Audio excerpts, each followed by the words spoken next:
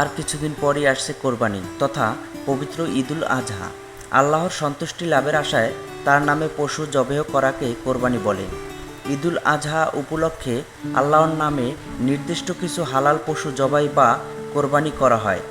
আর এই ঈদুল আজহাকে সামনে রেখে এখন ব্যস্ত সময় পার করছেন কামার শিল্পীরা।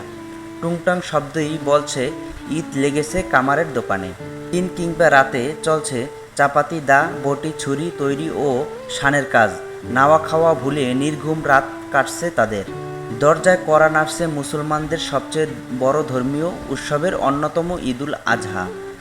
আর মাত্র কয়েকদিন পরেই কোরবানির ঈদ। এই ঈদের অন্যতম কাজ হচ্ছে পশু কুরবানি করা। ঈদুল আজহাকে সামনে রেখে পশু জবাইয়ের সরঞ্জাম প্রস্তুতে ব্যস্ত সময় পার করছেন বরিশাল নগরীর হাটখোলা কাশীপুর বাজার চৌমাথার কামার শিল্পের কারিগররা। কয়লার দগদগে আগুনে লোহাকে পুড়িয়ে পিটিয়ে তৈরি করেছেন সব ধারালো সামগ্রী। তবে এসব তৈরিতে এখনও আধুনিকতার তেমন কোনো ছোঁয়া লাগেনি। পুরনো সেকালের নিয়মই চলছে আগুনে পুড়ে লোহা হতে ধারালো সামগ্রী তৈরির কাজ। নগরীর একাধিক কামার জানান, আমরা অনেক বছর যাবৎ এ পেশায় জড়িত। কোরবানির ঈদ আসলে আমাদের ব্যস্ততা বাড়ে। আমরা এ সময়ে অপেক্ষায় থাকি। সারা বছর বেচাকেনা কিছু কম থাকে, কোনো রকম দিন যায়। এই সময়ের জন্য সারা বছর অপেক্ষায় থাকি।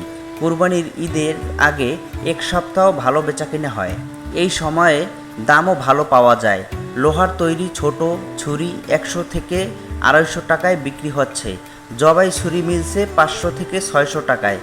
বিভিন্ন সাইজের চাপাতি 600 থেকে 800 টাকা দরে পাওয়া যাচ্ছে। দা বটি বিক্রি হচ্ছে প্রতি কেজি 700 টাকায়।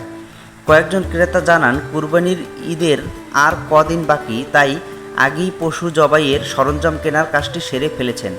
তবে অন্য বছরের চেয়ে এবার ছুরি চাকু কাটারির দাম একটু বেশি বলে জানান তারা। লোহার পাশাপাশি স্টিলের ছুরি চাকুও বিক্রি হয় অনেকাংশে।